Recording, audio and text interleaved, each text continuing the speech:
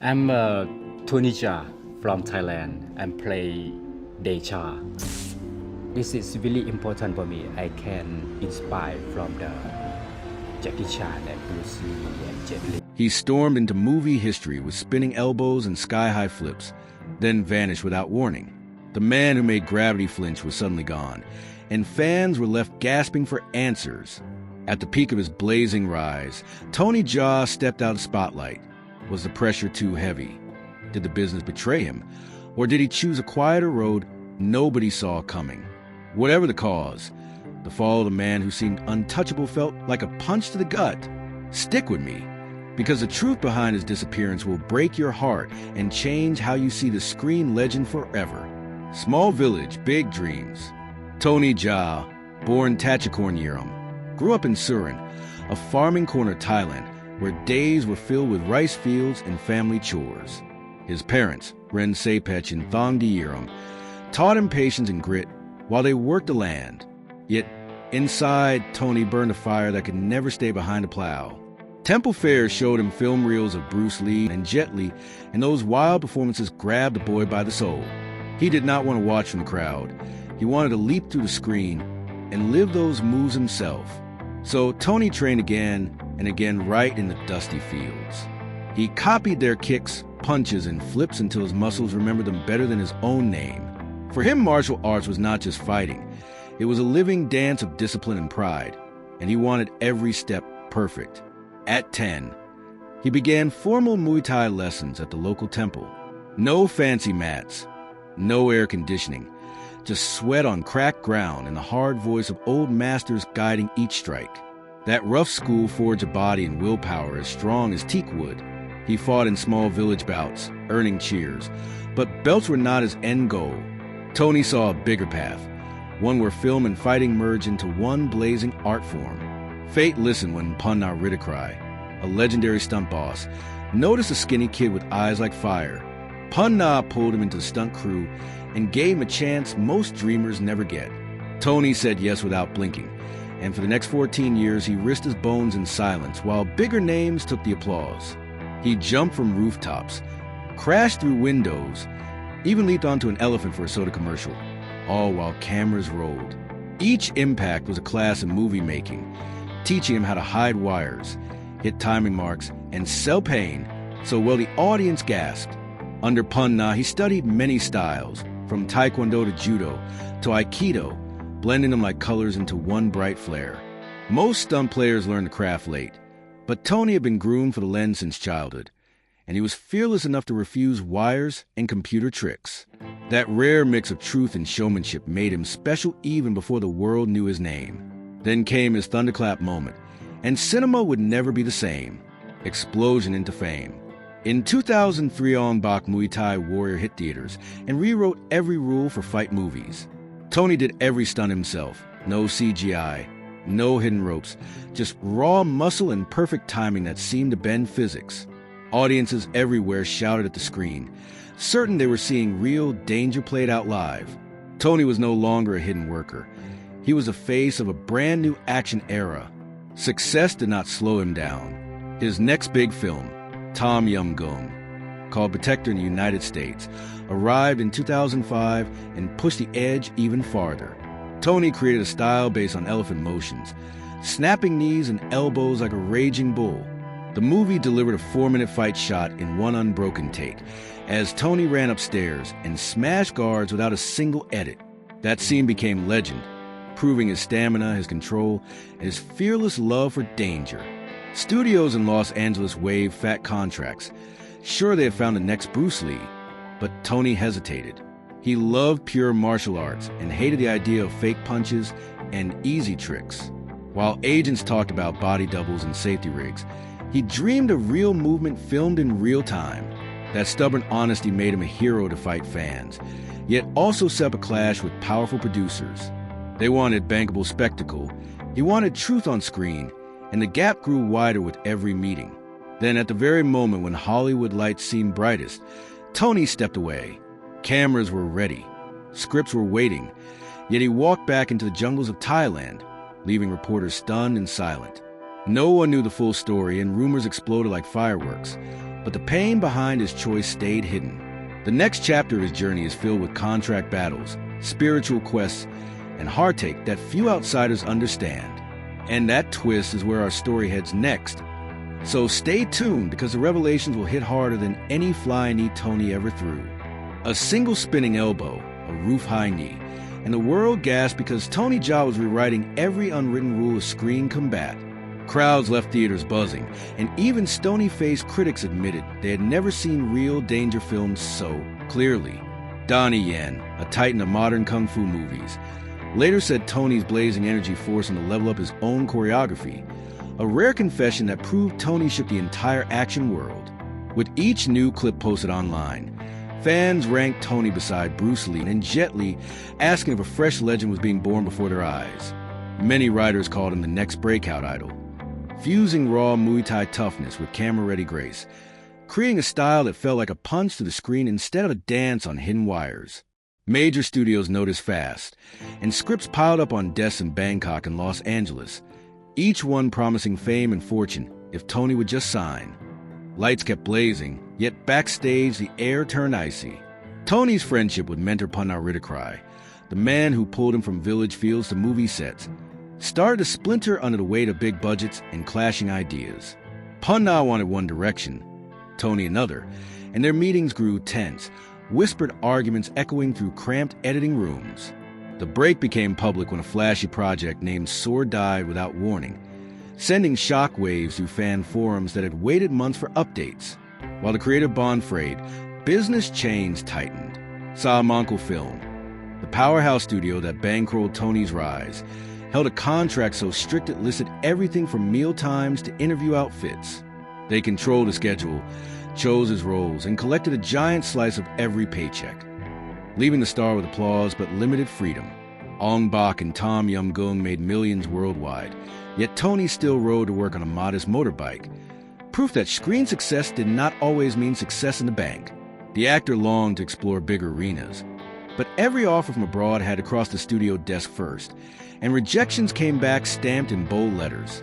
Tension finally exploded during the chaotic shoot of Ong-Bak 2. Tony was acting, choreographing, and directing all at once, sleeping only a few hours between brutal training sessions and late-night story meetings. Budget problems hit, weather wrecked expensive sets, and angry investors demanded daily progress, while Tony juggled flaming torches on camera. One morning, he simply disappeared.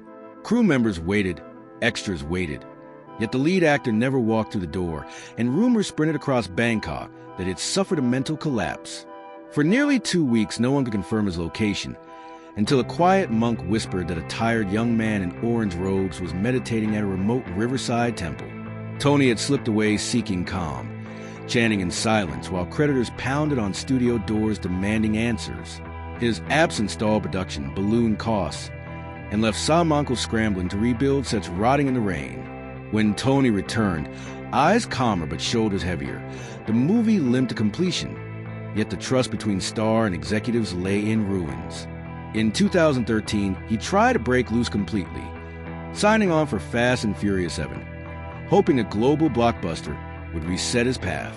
Salamanca answered with a shock demand for $50 million to release him, a figure so huge it made headlines across Asia. Lawyers fought, meetings dragged, and by the time paperwork cleared, directors had already filled the slot, another golden chance lost. The fallout pushed Tony away from Thai productions for good, but the battle also cost him momentum in a business that moves at lightning speed. Opportunities still came, yet the thunder of earlier years felt muffled, as if the industry had moved on while he wrestled contracts. Pressure piled until the dam burst. In 2010, while fans awaited news of another sequel, Tony shaved his head and entered the monkhood, trading stunt mats for meditation mats. He swapped roaring crowds for morning chanting, choosing the quiet discipline of temple life over red carpet fame. Speculation raged online that he cracked under stress, or that the move was a clever way to avoid legal ties. But in Thailand, stepping into a temple is also a path of honor and healing. For months, the superstar lived on simple food, sweeping temple floors, and reflecting on a life that spun out of control faster than any spinning heel kick. The screen idol who once seemed unstoppable proved he was still human, And that truth was more shocking than any stunt he ever filmed. He shook the world when he vanished in temple robes, leaving fans frantic for answers. Temporary ordination into monkhood is a time-honored Thai tradition. Men seek clarity and honor their families by living simply under orange cloth. For Tony, this was more than ritual. It was a fresh start. After years shackled by studios, contracts, and endless expectations, the temple gates swung open to freedom. He rose before dawn, sat in silent meditation, chanted ancient prayers, and lived only on rice and water. No cameras, no stunts, just the steady beat of his own breathing. Though Tony never blamed showbiz publicly, Whisper says feud with Salamanca Film and roaring fame drove him to retreat. His disappearance sparked a vacuum in martial arts cinema, fans craving more breath-stopping fights and spinning knees. Rumors flew. Had he quit forever, or was he plotting a triumphant comeback? Behind the scenes, the Thai industry pressed on without him. Rising stars like Donnie Yen and Iko Uwais charged into public view, filling the gap Tony left behind. The grit and realism he brought to battle scenes suddenly felt missing in new releases. Months passed. Intense reflection healed old wounds, and at last Tony felt ready to return. But the world he left had changed. The all-conquering aura he once carried had dulled in his absence. Industry excitement greeted his comeback, yet the road ahead was rougher than ever. His time as a monk gave him peace of mind, but stole precious years in a business that never stops moving. Hollywood's call and the shift in career. When Tony reemerged, Hollywood eyes were fixed on him. His raw talent had already seduced international filmmakers. Everyone wanted a piece of that Muay Thai fury. His first major Western role came in Furious 7 in 2015 alongside Vin Diesel and Paul Walker. It was huge exposure, yet the part was small. Fans cheered his fierce battle with Paul Walker, but winced when the rest of his skills lay unused. Then came Triple X Return of Xander Cage in 2017 with Vin Diesel and Donnie Yen on the same poster. Hope soared that Tony would shine again, but once more he played supporting fighter, buried behind wire-heavy stunts. Hollywood simply did not know how to unleash his raw, wire-free power.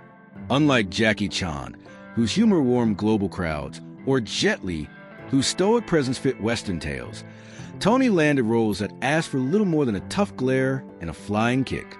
Scripts demanded chatty heroes and dramatic dialogue. Areas where Tony struggled because English was not his first love. By 2014, he could handle interviews, but on-screen speeches remained a challenge. Meanwhile, the old studio wore flair to new. Salamanca Film still held tight to his contract rights. When Tony tried to film Furious 7, the studio slapped an impossible $50 million price tag on his release. Legal battles raged, and by the time the dust settled, the part went to someone else. That crushing defeat cut him off from Thai movies, the very foundation of his legend. His comeback hits abroad were few and far between, and never matched the electric shock of Ong-Bak's debut. Each opportunity slipped past, while Tony wrestled lawyers instead of stunt coordinators.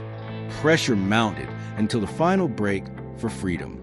In 2010, he bowed out of sequels, shaved his head, and walked into a monastery for good, at least for a while. Clad in saffron robes, he traded movie lights for candlelight chants.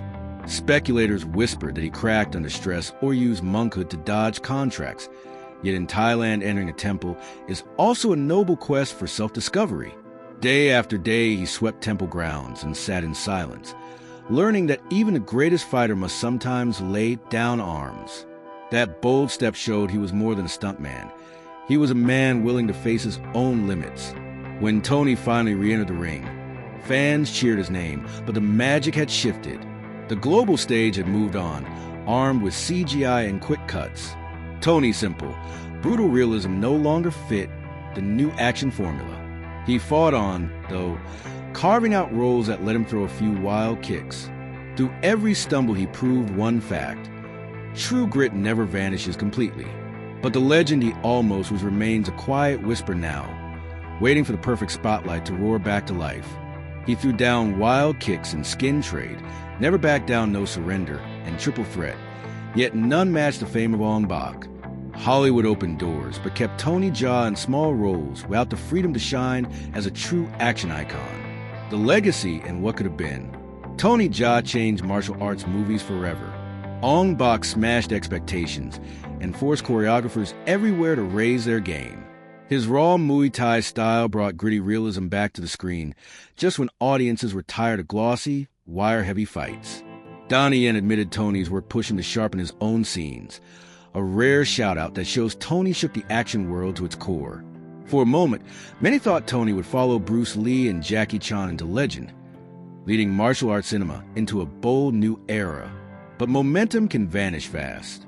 Tight studio contracts with Salamanca Film kept him boxed in and drained his spark. Directing Ong-Bak 2 and then vanishing to find peace in a monastery slowed his rise. And by the time he won freedom in 2013, the industry had already moved on. He did break into Hollywood eventually, yet he never gained the control Bruce Lee had or the starring power Jackie Chan wielded. Tony's parts felt like action cameos in other stories, not roles he could shape into his own legacy.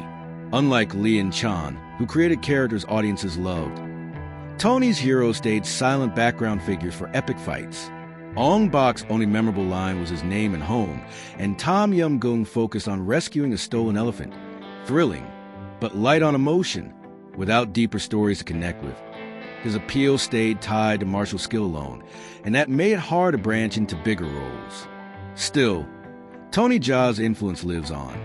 Fight teams study his sequences, stunt designers copy his moves, and his legend shines as one of film's most unforgettable martial artists. But the big question never dies. If he'd had more freedom at the start, could he have stood shoulder to shoulder with Bruce Lee? Could Hollywood have shaped him into the next torchbearer for action heroes? We may never know. What's certain is that Tony Jaa's contributions to martial arts cinema are carved in history, and his spirit still echoes in every bone-breaking kick we see on screen.